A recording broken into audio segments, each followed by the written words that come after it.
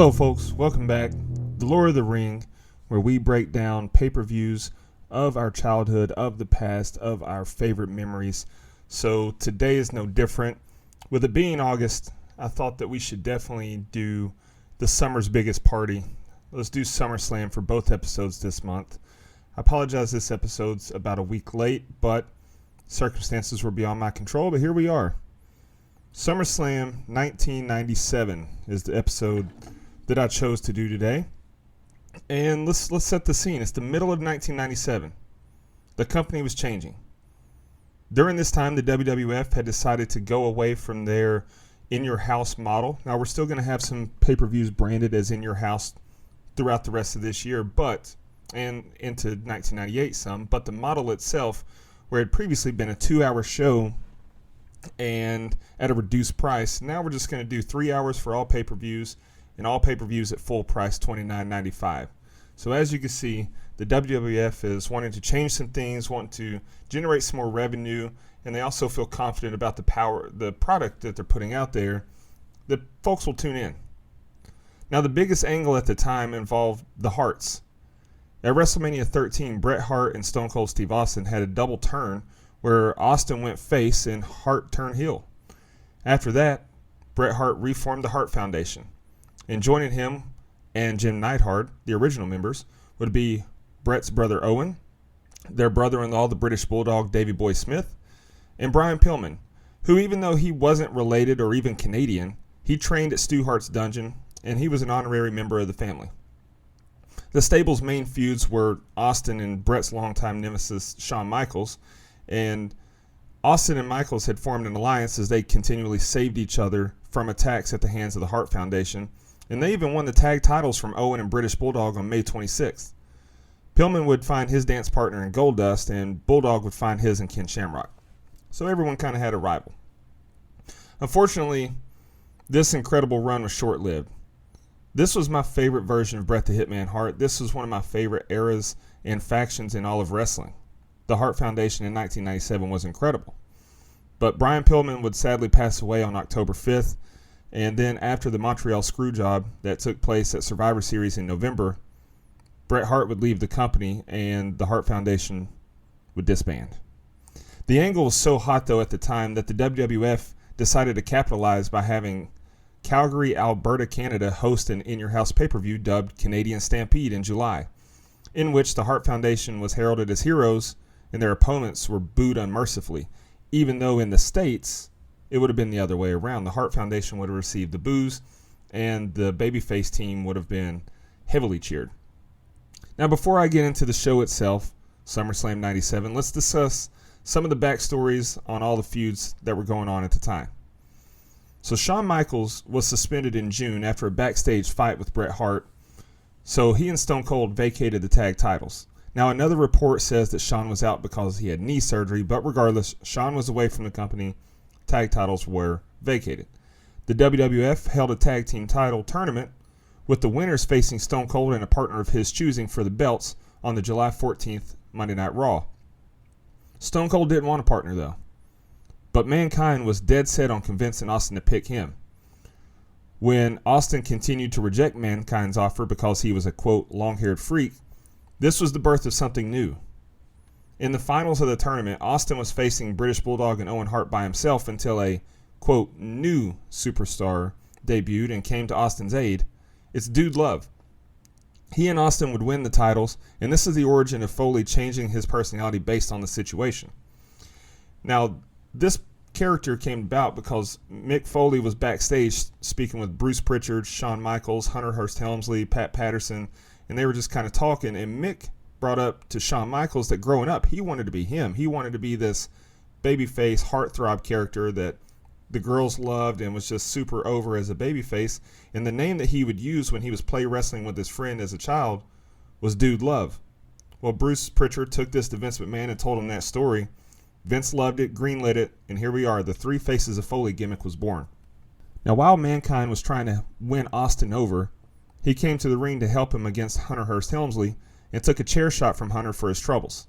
Then on the go-home Raw for this show, Mankind impersonated a cameraman and attacked Helmsley before Chyna came to his defense and pummeled Mankind, So this sets up a match at SummerSlam between Hunter Hearst Helmsley and Mankind. Brian Pillman had been taking digs at Goldust and also making advances towards Marlena during this time. He called Goldust a drag queen, so the stipulation for their match was born. If Pillman couldn't beat Goldust, he'll wrestle on Raw in a dress. Yeah. I mean, at least it's something different to add something interesting to the match. Stipulation screams Vince Russo, though. Another storyline at the time, Henry O. Godwin suffered a cracked C7 vertebrae on an episode of Shotgun Saturday Night after landing on his head after a doomsday device from the Legion of Doom.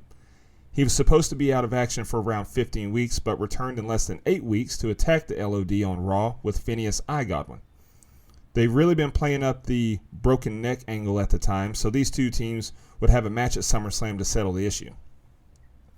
Now, the British Bulldog and Ken Shamrock have been squarely in the middle of the Hart Foundation's feud with the American babyfaces on the roster, and on the July 14th Raw, the challenge was made, and to play off the British Bulldog name, they're introducing a gimmick where if Bulldog loses, he'll eat a can of dog food. Yeah, I really said that. He'll eat a can of dog food. What a ridiculous gimmick. Bulldog and Jim Neidhart would attack Shamrock on Raw. Then the following week, on July 21st, Bulldog hit a running power slam, his finisher, on Shamrock on the entrance ramp, causing him to lose his match to Vader via countout. Then on the go-home Raw on July 28th, the two arm wrestled, but before there was a winner, Bulldog headbutted Shamrock, attacked him with a chair, and then smeared dog food all over Shamrock's face and all over the ring. It stained the mat. It looked gross the rest of the episode. Disgusting. So that's the backstory for their stipulation for the SummerSlam match.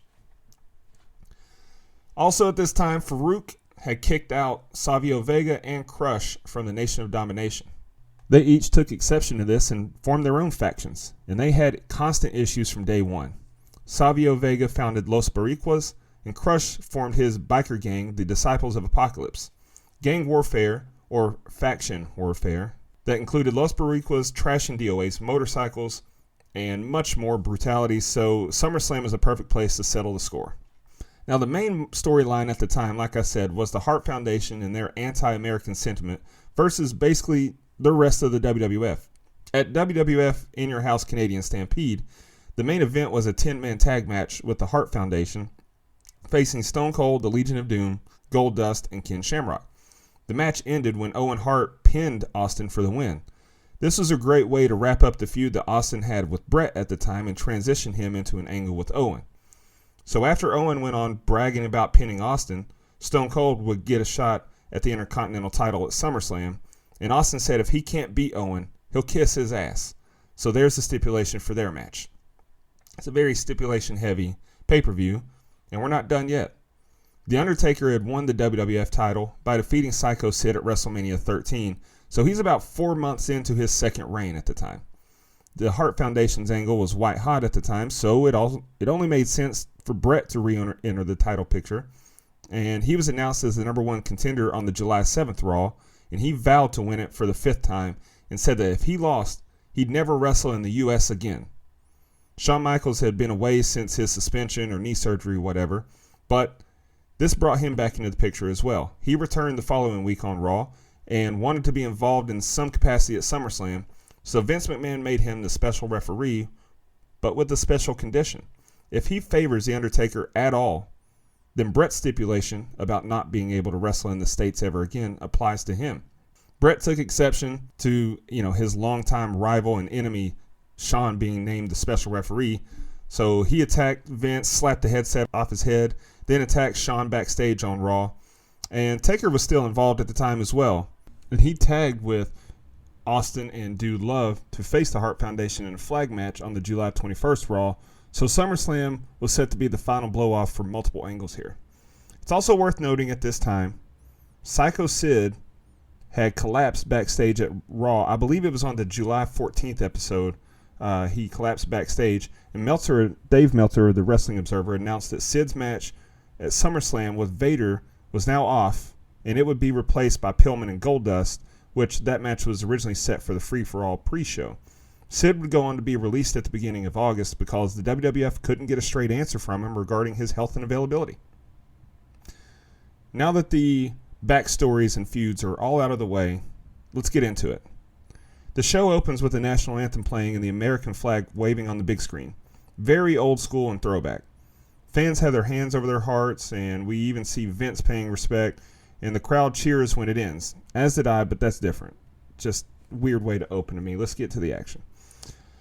And we get an old school WWF promo video and then our SummerSlam video package. It centers on the Bret Hart angle and his heel turn and the anti-American storyline that they're working, the Undertaker's angle, and how Shawn Michaels is the guest referee. It's a really cool package that talks about if life was fair, well, life's not fair. It's very well done. I loved it. And then we get a real throwback. Stridex presents WWF SummerSlam Hart Soul. Very 90s. I mean, I definitely remember seeing Stridex all over WWF television in this era, flipping through the magazine, seeing ads for Stridex. So definitely some memories unlocked there. We're in the arena now, and Pyro goes crazy to welcome us before we hear Vince McMahon's vintage commentary voice. He's with good old JR Jim Ross and Jerry the King Lawler on commentary for the show. It's August 3rd, 1997, and we're here in East Rutherford, New Jersey at the Continental Airlines Arena. Our first match is the 1997 King of the Ring Hunter Hearst Helmsley with Chyna versus Mankind in a steel cage match. This is before he was known as Triple H, and he had the classical music entrance theme, so let you know where we're at in time here. We also have the big blue steel cage for this one. It's such a fun time. Like, this is my childhood. We also see a flashback to Raw and how we got here. It's also worth noting, this is an interesting time in the company as far as branding goes. On Raw, they used the scratch logo that we associate with the Attitude Era, but a lot of the WWF stuff, including SummerSlam, still used the New Generation logo, which was that classic WWF stacked square box logo with the blue square behind it. Mankind enters second, and immediately Hunter Hearst Helmsley runs and dives at the door to try and escape, but Mankind was able to keep him inside. Mankind also dominates the first part of this match. Commentary mentions that Mankind's alter ego, Dude Love, is co-holder of the tag titles with Stone Cold. I mean, this is just what a time in the business we have here.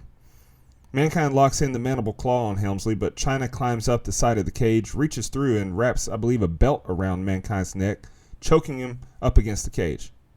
Mankind recovers and tries to climb over the top of the cage, but Chyna climbs up and meets him and punches him. But it's kind of funny because it looks like she tried to punch him in the boys, deliver a low blow, but the way Mick was positioned, the way Chyna was positioned, she kind of punched him right in the butthole. I laughed. It was hilarious.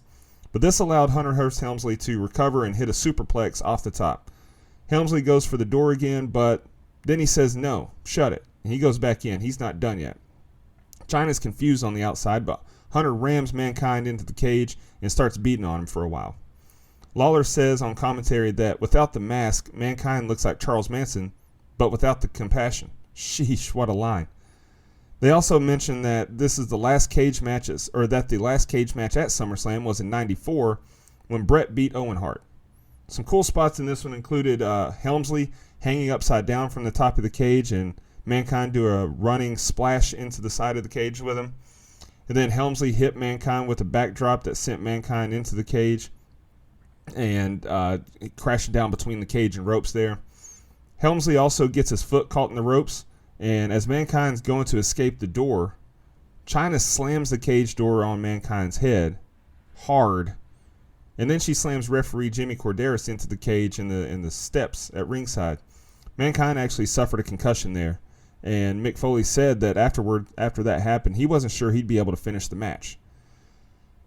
Chyna then threw a chair into the ring, and Hunter was set up for a pedigree on the chair, but Mankind reversed it and slingshotted him into the side of the cage, which Chyna had climbed up on, and it sent her flying. Then Mankind hit a double-arm DDT on the chair and was about to climb out of the ring, but before he touched the floor, he took his mask off, climbed back up, and hit a big Cactus Jack-style elbow drop from the top of the cage. Now, commentary kept mentioning how this was a Jimmy Superfly Snuka move, but this is vintage Mick Foley elbow drop here. This wasn't a big splash. Anyway, Mankind then climbs out of the ring. Chyna had gotten the ring and was trying to pull Hunter to the door, but she was too late. This match went 16 minutes, 26 seconds. Meltzer would end up giving it a 2.5-star rating in the Wrestling Observer. It wasn't bad, but it did go on a little too long. I have to imagine that's why it got that rating, because this was a lot of fun. I love this match. After the match, Mankind lay on the floor motionless until Dude Loves Music hit. And when it hit, he started tapping his foot, and then he jumped up and kind of limped/danced his way to the back. Some fun stuff there.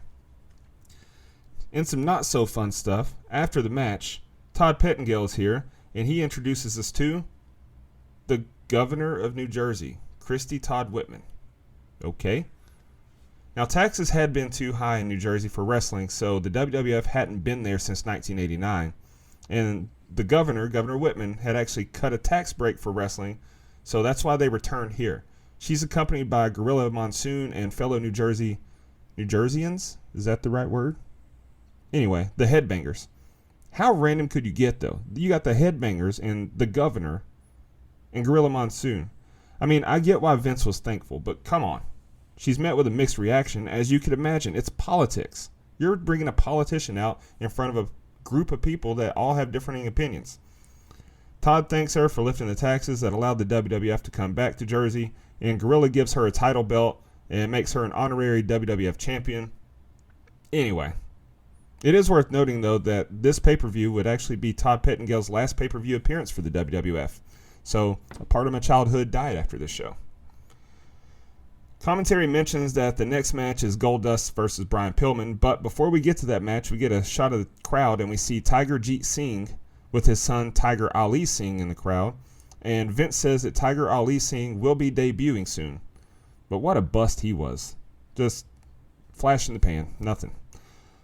They then show clips from the SummerSlam beach party that took place earlier in the day. It was basically an outdoor event with a bunch of fans and some WWF superstars making appearances and hanging out. Looked like a lot of fun, but also it's worth noting that some people have said that that block party or beach party is the reason that the crowd was so lethargic during this show. Not much reaction during that first match, which deserved some good reactions. And the crowd's kind of ho-hum throughout the whole show until Stone Cold comes out. So I think a lot of people were just a little too drunk, maybe getting tired, maybe heat exhaustion from the sun. Whatever it is, I think the beach party is at least a little bit to blame for that. But after that, we get Goldust's entrance. And I don't think that Goldust gets enough credit for how great his entrance and just his whole presentation in general was. It's elite stuff with him and Marlena. We get a video flashback to the previous Raw when Pillman attacked Goldust, and then it's one of my favorite wrestlers ever making his appearance, Brian Pillman. As he's making his way to the ring, we get a video of a promo he cut earlier telling Marlena it's going to be harder than she thinks to get him in her dress. He needs to be wined and dined first. So you can definitely see that during this time we're ramping up the suggestive nature of the WWF programming. There's a mannequin at ringside with the dress on, and inside the ring, Pillman attacks Goldust before the bell sounds, and we're underway. Goldust is thoroughly in control early on, and he gets the psychological advantage when he kisses Pillman on the lips and causes him to retreat to the outside. The match is pretty slow and really didn't have many memorable spots, though, outside of a botch from Goldust that still led to the finish. He attempted a sunset flip, but landed on his head. That looked like it hurt and looked scary. And instead of getting Pillman over in the sunset flip, he couldn't do it, so they scrambled to improvise until Marlena hit Pillman with her purse, and Goldust was able to roll Pillman up for the win. After the match, Marlena slid the mannequin into the ring, and Pillman threw a fit, destroyed it, was throwing a fit with the dress and all that. The match went 7 minutes, 17 seconds. Meltzer would give it just a half a star. I think that's fair because it didn't move the needle at all, and these two were capable of so much better of a match. This is two really good workers. It's just they didn't do much, and the botch at the finish was terrible. After the match, Vince announces a new attendance record for the Continental Airlines Arena of 20,213 fans before the next match. Out first is Henry Og and Phineas I, the Godwins. They come out toting the Confederate flag. Yikes. Now, I get it, they're from the South, and they're in New Jersey, so they want that kind of heat, but the Confederate flag's just never a good look. They show a video of Henry Godwin breaking his neck, and then the Godwins getting their revenge later on Monday Night Raw, which is followed by a very old-school promo from the Legion of Doom before their entrance. I would say that promo was the most exciting part of this whole match, but even it wasn't that exciting. Commentary mentions that Legion of Doom is 4-0 all-time at SummerSlam coming in, and they improved that to 5-0 after a match that felt like an eternity. Officially, it was 9 minutes and 15 seconds, but it ended with a bizarre sequence. The Legion of Doom went for the Doomsday device on Henry, but Phineas broke it up. But immediately after that, they threw Phineas out of the ring and hit a spike piledriver on Henry for the win. Meltzer also disliked it. He gave it the same rating as the last match, a half star. The crowd gave up about halfway through, and who could blame him? It was just bad. After the match, we go back to Todd Pettengill for the Discovery Zone $1 million giveaway. This segment was horrible. The best part of it, though, was Sunny and Sable looking incredible. I mean, Sunny looked like $1 million here herself. The two winners that won a chance to come here, we get some video clips of their travels and how they got there and everything. But they each get to pick a key and then try to use it to unlock a coffin, since The Undertaker is the champion, that's filled with $1 million. And then Todd Pettengill also calls a contestant at home for them to have a chance to win, but they don't answer. So they call another person whose number is disconnected. They try yet again. Finally, someone answered, but he's not even watching SummerSlam because his cable company doesn't carry it. He picked a key and Sonny tried it, but it didn't unlock the lock. Pettengill calls another contestant at home, but her key didn't unlock it either. After that, the two contestants who were there in person tried their keys and they didn't unlock it either. So no one won the $1 million, and we had to suffer through that crap. Unbelievable. It's terrible. But they did show that they brought in an official of this contest and he picked the right key and they showed that it did unlock. So they did have a chance, but still. Just awful. Before the next match, we see a flashback of the arm wrestling match between Ken Shamrock and the British Bulldog from Raw the week before. And now it's time for the match with the most ridiculous stipulation I think I've ever seen between the British Bulldog and Ken Shamrock for the European title. And of course, if Bulldog loses, he'd have to eat a can of dog food. At least the match itself was a lot better than the previous two. Had a very hot start with Shamrock being the aggressor early on, but the tables are turned when Shamrock Irish whipped Bulldog into the corner and then casually walked over to him, allowing Bulldog to get a boot up and kick him in the face. That was a very weird spot to me. The action spills out to the floor, and these two really go at it for a while until Bulldog attempts a suplex on the floor, but just falls. So there's another botch. But it's honestly a good thing that he didn't suplex him because the ring steps are right behind him. They would have landed on him unintentionally, which could have been an ugly spot. During the match, Bulldog grabs a handful of the dog food and smacks Shamrock in the face with it, and that makes Shamrock snap. He hits Bulldog in the head with a can and is disqualified and keeps beating him after the bell and even knocks the ref around. Then Shamrock locks Bulldog in a rear naked choke and chokes him out. It's a disappointing finish, honestly. I mean, the match goes almost 7.5 minutes. Meltzer would give it a 1.75 stars. After the match, it would take 4 referees, Pat Patterson, Gerald Briscoe, and 2 other officials to get Shamrock to break the hold, and then he gives Patterson, Briscoe, and a couple of refs a belly-to-belly suplex, which the crowd absolutely loved. Huge pop. So they did do a good job of establishing Ken Shamrock as this loose cannon. Well, I guess they can't be a loose cannon because that's Brian Pillman, but this unpredictable madman. So they did a good job putting him over in that regard. After the match, Vince throws back to Todd Pettengill, who's backstage interviewing Shawn Michaels, and Michaels promises to be impartial and unbiased despite his history with Bret Hart.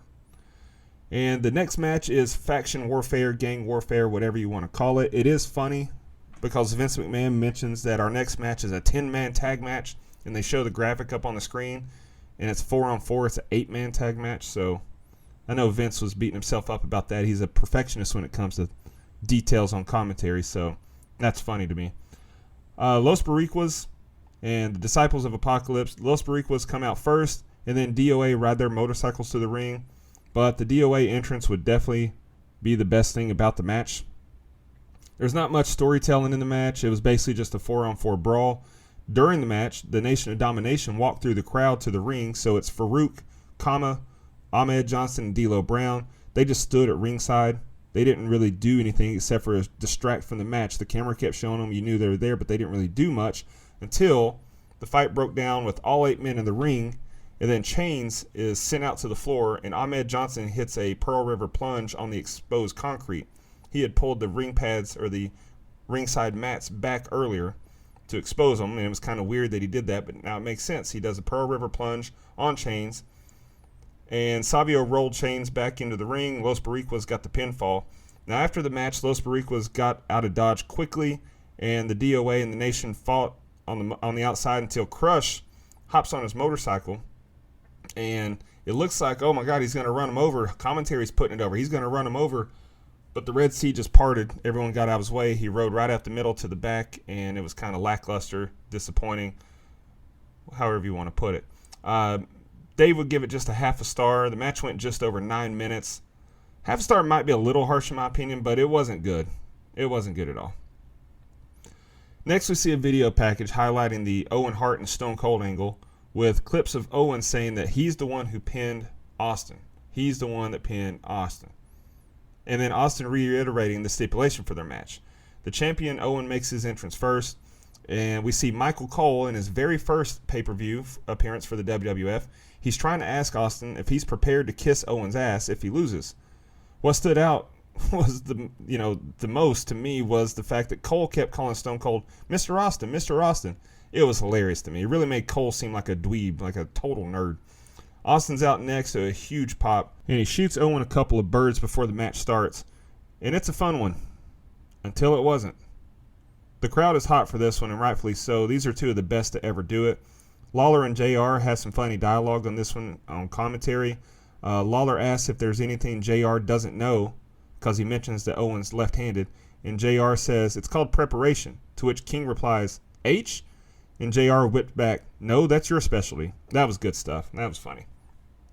Owen ties Austin's arms up in the ropes and works him over for a while until Austin gets free and hits a stun gun on Owen for a big pop. I swear, Austin was the most over man in wrestling history during this period. He could do no wrong. JR points out on commentary how Austin is favoring his neck and that he's had neck problems in his career. And knowing what we know now about this match and the finish, man, that's rough. That's brutal stuff. I get trying to sell an injury and make, put something over, but the botch of all botches happens in this one. They do a good job in this match with storytelling and building the drama, which is what you'd expect with these two. But then Owen reversed a move and hit a sit-out tombstone pile driver. Austin's head was too far down, and it broke Austin's neck. You could tell something was wrong because Owen kind of awkwardly looked at Austin and then walked around the ring, didn't know what to do, and Earl Hebner checked on Austin, but instead of pinning him, Owen walked over to the ring, leaned up against the ropes. He was taunting and stalling, really. JR speculates that Austin may have a stinger, but you can tell it's not that. It's bad. Austin finally is able to crawl over to Owen, grabs him from behind, and lazily rolls him up for a pinfall. It's the worst roll-up in the history of the business. I say lazily, but I know that's all he could do. It just looked bad, though. He barely touched Owen, and definitely didn't have enough leverage to keep Owen Hart down on the mat, but the finish was for Austin to win. I mean, he's Stone Cold Steve Austin. He can't kiss Owen Hart's ass, so he has to win. You can't improvise and go the other way there. That's not the Stone Cold way. He's the new Intercontinental Champion. The match went 16 minutes and 16 seconds. It was definitely the best match on the card until that finish. Meltzer would give it 2 3/4 of a star. It would have been higher had the finish not had to been improvised like it was. Now, before the match, Austin and Owen were backstage planning it out, and Austin suggested the tombstone pile driver, but he said, I don't trust anyone to tombstone me or to pile drive me, but you can do it, right? And Owen assured him that he could. But Owen insisted on doing it sit-out style instead of dropping to his knees the way The Undertaker does it. Austin thought surely he's going to do it the right way, so they go out there, and the rest is history. The unfortunate thing is that this caused their relationship to never be the same. Austin and Owen, it strained their relationship. They weren't as friendly to each other backstage as they were, and they never mended fences before Owen passed away. So you hate to see that. All right.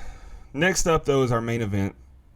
So enough sad stuff. We'll go back to some good stuff here. First, we get a brief video package, again showing highlights of how we got here.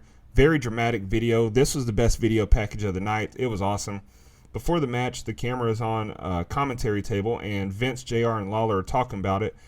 And right behind Jim Ross, a fan is wearing an NWO shirt. That was hilarious to me because there is no way Vince lets that slide later in the years. He would have either moved that fan or made them change shirts. And here he is on commentary with an NWO shirt right over his shoulder when the NWO and the WCW were in the middle of kicking the WWF's butt in the ratings at this time. Bret's out first, and despite carrying the Canadian flag and being a heel, he receives plenty of cheers from the New Jersey crowd. So to get more heat from the crowd, he grabs a microphone and says he wants everyone to listen to the Canadian national anthem and dedicates this match to his fellow Canadians and his fans who are tired of the United States tyranny, or however he phrased it. O Canada plays, and then special referee Shawn Michaels' music hits, and he makes his way to the ring. And I can't ever remember another time a referee got pyro. That was funny to me. Shawn did. He got in the ring and hit his signature pose, and boom, his pyro hits. But after Shawn, the WWF champion, The Undertaker, is finally out. And, of course, The Undertaker's got a great entrance, as always. Before the match, Bret Hart grabs the title belt from Shawn Michaels and hits The Undertaker from behind, so he got a head start. Undertaker quickly turns the tables and gets the advantage, though, and we're off to a hot start here. A lot of action outside the ring early on, with Shawn Michaels being very vocal and present in trying to corral them back into the ring, which is great. Because if you're going to have a special referee, make him a part of the story as well. Make him a part of the match instead of just a background figure. The Undertaker dominated the early going until Bret started targeting Taker's knee and gained the upper hand. At one point, Hart locked Taker in the figure 4, and while it was applied, Paul Bearer made his way to ringside. Now during this time, Paul Bearer had been antagonizing the Undertaker and telling him that his brother Kane was actually still alive. So that's where we are in the timeline of The Undertaker. Kane is about to make his debut in the not-so-distant future. Taker breaks free of the figure 4 and then exits the ring to hit Bearer, which allows Bret Hart to hit Taker from behind and regain the advantage. And then Paul Bearer is escorted from ringside. Okay. It's really pointless to even have him come out there other than the fact that commentary now had a chance to mention that Kane is alive. Bret locks his patented figure 4 around the ring post on Taker, and when Michaels made him break it, Bret got in his face and yelled at him. And then after that, Owen Hart and Brian Pillman came down to ringside, and Shawn gets in their face and warns them to stay uninvolved.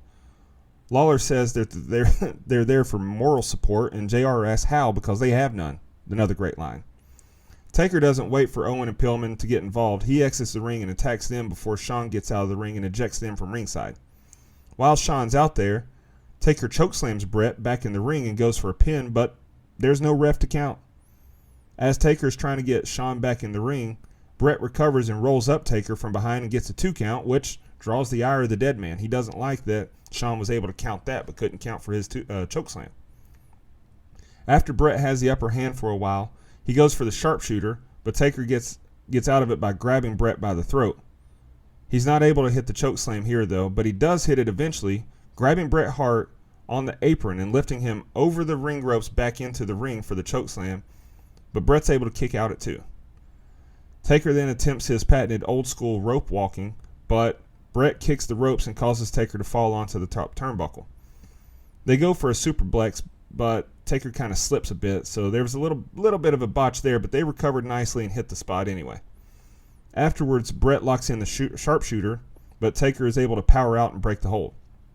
Taker goes for a tombstone, but Bret escapes it, and he locks in a sharpshooter around the ring post. That was a cool spot. As Shawn is on the floor telling Bret to break the hold, Taker powers out of it and sends Bret into Shawn, so our ref is down for a bit. That allows Bret to grab a chair, get in the ring, and hit Taker in the head with it. And he goes for a pin, but Taker kicks out. And then Shawn sees the chair, grabs it, and confronts Bret about it. But Bret denies using it and shrugs him off. But Shawn grabs him by the arm, spins him around again, is talking to him. Bret ends up yelling F you at him, and then spits in Shawn's face. Big wad of spit. This causes Shawn to take a swing at Bret with the chair, but Bret ducks. Shawn nails Taker with it. Bret pins him, and Shawn has to reluctantly make the count 1, 2, 3. So Bret Hart is your new WWF champion, and he doesn't have to retire from wrestling in the United States Shawn doesn't have to retire from wrestling in the States because he called it fair. He definitely didn't favor Taker. And Shawn walks up the entranceway disgustedly after this is over. The ring fills with debris from the fans. Taker heads after Shawn. The match goes 28 minutes and 9 seconds. Meltzer would give it 3 stars. To me, that's a bit low. This match was awesome. It was definitely the best match on the card. A lot of fun. You had a lot of storylines involved with, the outside interference, quote-unquote interference. So, yeah, it was a lot of fun. Now, this was also the first time that the WWF title changed hands at SummerSlam. So, here at SummerSlam 10, we get history. It's worth noting that while every member of the Hart Foundation had a special stipulation for their match, you may have noticed no Jim the Anvil Neidhart here. Well, he was in a bit of a contract dispute at the time, but he still had a stipulation. If any of the Hart Foundation members lost, he'd shave his signature goatee. Well, Pillman lost and Owen Hart lost, but Neidhart was gone at the time. And when he returned, they just ignored it. It never happened. So what? He never shaved. Neidhart was actually under contract, exclusive TV contract with Universal Championship Wrestling at the time. The WWF didn't know this, so they sent him away to get out of his contract, and when he got back, they just dropped the whole thing. Now, after Austin's neck was found to be broken, he would be out of action for a while, understandably so he would have to vacate the title, and then a tournament was held to determine the new Intercontinental Champ, and Owen Hart would regain the title in October at Bad Blood.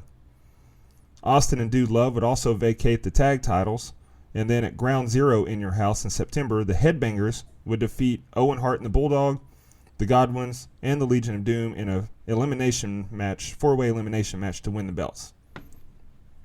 The British Bulldog, he would hold on to the European title until he lost it to Shawn Michaels at One Night Only in September in Birmingham, England. Yep. Vince McMahon booked the British Bulldog to lose the title in his home country. Of course. And then, like I mentioned earlier, Bret Hart would hold on to the WWF title until the Montreal Screwjob happened in November at Survivor Series. And that's definitely a show that I'm sure I'll cover in the future. Now that the show's out of the way and we've got the aftermath discussed, let's get to the superlatives. The RVD 5-star moment of this show is going to have to go to the main event. Bret Hart defeating The Undertaker. It was very busy. You had all kinds of storylines going on, but they interwove beautifully. It worked for me. I loved this match. Shawn Michaels was more than just a referee, but he wasn't overly involved to where you felt like it was about him. Yeah, I love that match. The Shockmaster Award. It could go to a few things, honestly. But I'm going to give it to the Discovery Zone $1 million giveaway fiasco. It went on forever, and no one even won the money. Just a terrible segment. As for my grade, how would I grade this show? Look, the show overall isn't terribly good. Not terrible either. There's some fun stuff, but also a lot of mediocre to bad stuff. I didn't hate it, though, so I'm going to give it another C, just like Fully Loaded 98. It's kind of a theme during this time period. Plenty of nostalgia and some good matches to cover up all the stank that we got. So for our next show, I'm going to be covering WWE SummerSlam 2002. I'm going to bring that show to you next week, so we're not missing a week just because I'm a week late on this one. And I'm also going to have a special guest joining me for that one. So be on the lookout. And with that, WWF SummerSlam 1997 is down for the 3 count. So long from the Volunteer State.